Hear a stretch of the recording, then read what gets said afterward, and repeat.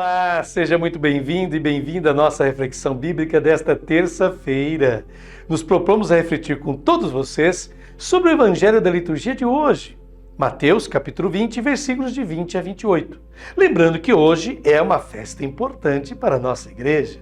Celebramos São Tiago Maior. Tiago era filho de Zebedeu e irmão de João. Ficou conhecido como Tiago Maior, a fim de distingui-lo do outro Tiago, denominado de menor, que era filho de Alfeu. Basta conferir a lista dos apóstolos em Mateus capítulo 10, versículos de 2 a 4, que diz assim: Estes são os nomes dos 12 apóstolos. Primeiro Simão, chamado Pedro, e depois André, seu irmão. Tiago, filho de Zebedeu, e João, seu irmão. Filipe, Bartolomeu, Tomé e Mateus, o publicano. Tiago, filho de Alfeu, e Tadeu, Simão, o cananeu, e Judas Iscariotes, aquele que o traiu.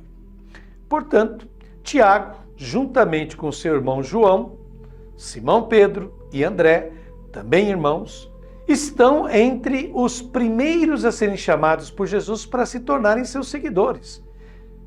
São os discípulos da primeira hora e os mais íntimos de Jesus. No entanto, isso não impediu que todos eles tenham caído na tentação de desviar-se do projeto de reino de Deus, proposto e vivido por Jesus.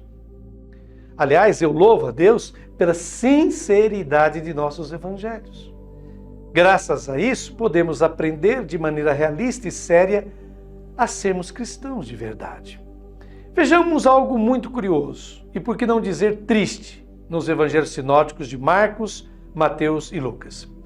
Primeiro, vamos ver o contexto sinótico, e você vai ver algumas imagens aí que ilustram o que a gente está dizendo. Então, nós temos 3 anúncios da paixão nos evangelhos sinóticos, de Mateus, Marcos e Lucas. Levando em consideração que Marcos foi o primeiro evangelho a ser escrito. Então, todos os evangelhos se referem a Marcos, no fundo.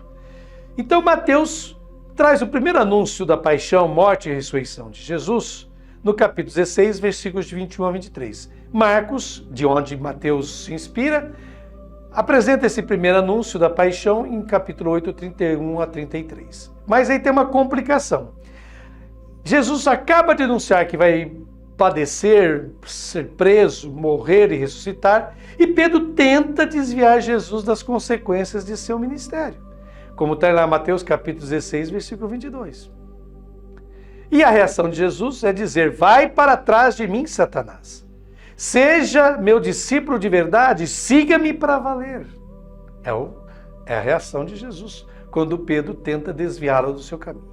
O segundo anúncio da paixão, como vocês estão vendo agora nesta outra imagem, está lá em Mateus capítulo 17, versículos de 22 a 23. E em Marcos, aonde Mateus foi buscar a inspiração, é no capítulo 9, de 30 a 32. Porém, tem uma complicação. Em Mateus, os discípulos ficaram extremamente tristes ao ouvirem este anúncio da paixão, morte e ressurreição de Jesus. Em Marcos, os discípulos não compreendem e têm medo de perguntar a Jesus sobre o que ele está falando. E desejam saber, logo em seguida, isso aparece tanto em Marcos como também em Mateus, eles querem saber quem é o maior no reino dos céus. Está lá em Mateus 18, versículo 1b. A reação de Jesus deixa claro que os seus discípulos necessitam de conversão e serem humildes, simples como crianças. Essa é a reação de Jesus. O terceiro e último anúncio da paixão, morte e ressurreição de Jesus no Evangelho de Mateus é encontrado exatamente no capítulo 20, de 17 a 19, que é a cena anterior à do Evangelho de hoje. A cena anterior. Repito, Mateus capítulo 20, 17 a 19. Em Marcos, aonde Mateus vai beber, e Marcos está lá no capítulo 10, versículos de 32 a 34. E aqui há uma complicação em Mateus. A mãe dos filhos de Zebedeu, Tiago e João, pede que seus filhos tenham cargos de comando e destaque no reino de Deus. Estará em Mateus capítulo 20, versículo 21.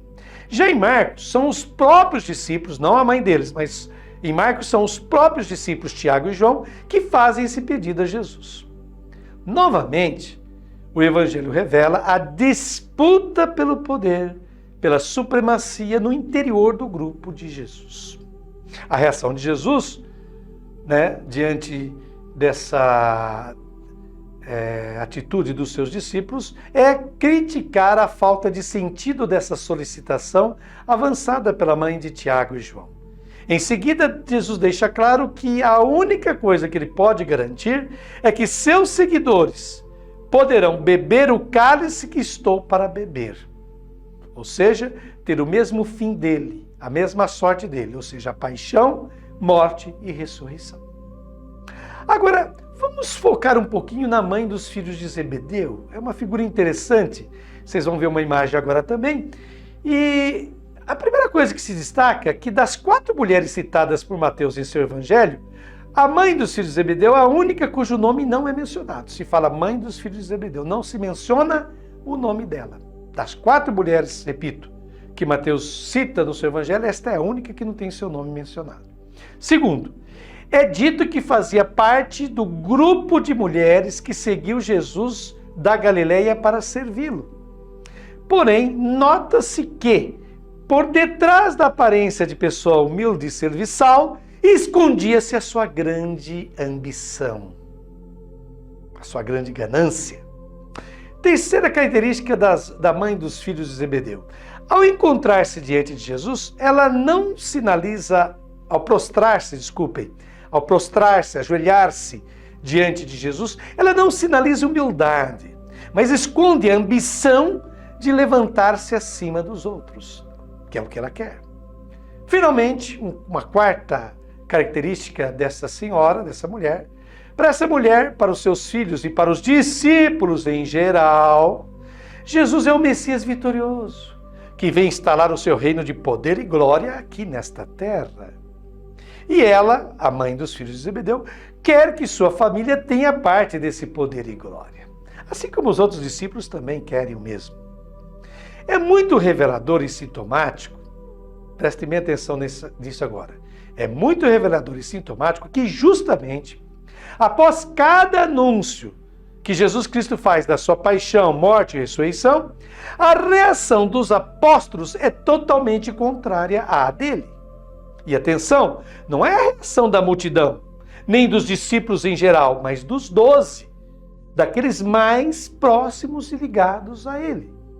Ou seja, o programa central da vida de Jesus entre nós é rejeitado claramente pelo seu grupo apostólico.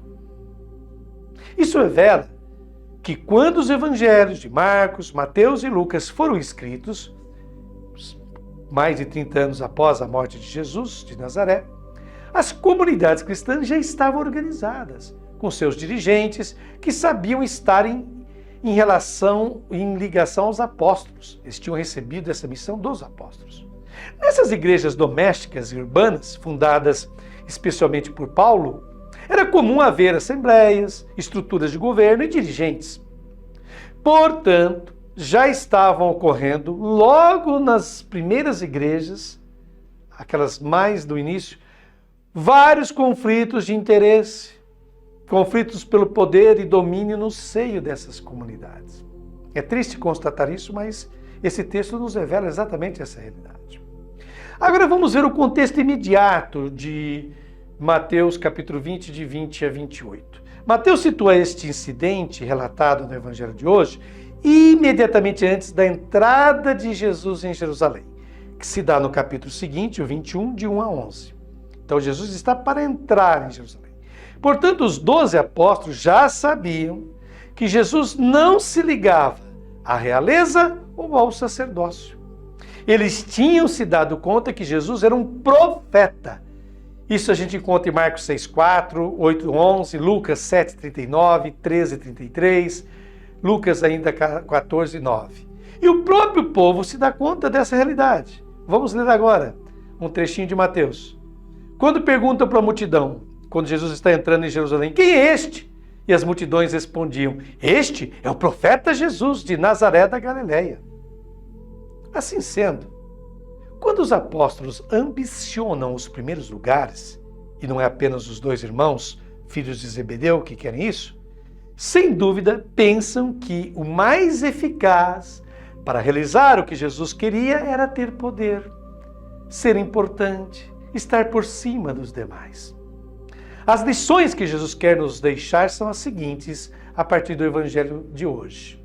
Primeira lição. Jesus quis deixar evidente que este mundo não se conserta, não se converte a partir da elite, a partir dos poderosos, dos famosos ou dos importantes, mas daqueles que estão embaixo, a partir dos escravos e servidores. Isso fica claro no Evangelho de hoje, nos versículos de 26 a 28, fica claro na passagem de Marcos, paralela, 42 a 45, e também Lucas, capítulo 22, versículo 27. Nenhuma transformação, nenhuma grande mudança desse mundo virá de cima, mas de baixo. Isso fica claro. Segunda lição que Cristo nos dá. Só invertendo a ordem deste mundo, pode-se consertar este mundo. Leiamos juntos o que ele fala deste evangelho de hoje. Está aparecendo aí também para vocês. Vamos ler juntos. Jesus, porém, chamou-os e disse: Sabeis que os chefes das nações as dominam e os grandes impõem sua autoridade. Entre vós não seja assim. Quem quiser ser o maior no meio de vós, seja aquele que vos serve. Quem quiser ser o primeiro no meio de vós, seja vosso servo. Da mesma forma que o Filho do Homem não veio para ser servido, mas para servir e dar sua vida em resgate por muitos. Está lá em Mateus capítulo 20, versículos de 25 a 28. Terceira lição que o Evangelho de hoje da festa de Tiago Maior nos deixa. Mas o Evangelho é realista e honesto. Ele sabe que são exatamente os dirigentes da comunidade cristã, aqueles que ocupam os altos cargos da igreja, os que correm mais perigo de desvirtuar aquilo que Jesus quis, ou seja, o seu reino. Por isso, por 3 vezes, o evangelista repete neste evangelho a expressão entre vós ou no meio de vós, que é a mesma coisa. É para destacar que esse recado é dirigido justamente aos que estão à frente da igreja. Portanto, queridos irmãos e irmãs, na festa de hoje, na festa de São Tiago Maior, abramos o coração para esta grande verdade que Jesus nos deixou. O verdadeiro prestígio dos seguidores de Jesus não consiste em se tornarem príncipes da igreja, mas seus servidores. Que a festa de São Tiago Maior seja ocasião para renovarmos nossa disposição de nos convertermos verdadeiramente ao reino de Deus, tal como anunciado e vivido por Jesus, o Filho de Deus. Abraço carinhoso em cada uma que nos acompanhou na reflexão desta terça-feira. E não se esqueça, amanhã tem mais. Esperamos por vocês aqui em nosso canal do YouTube.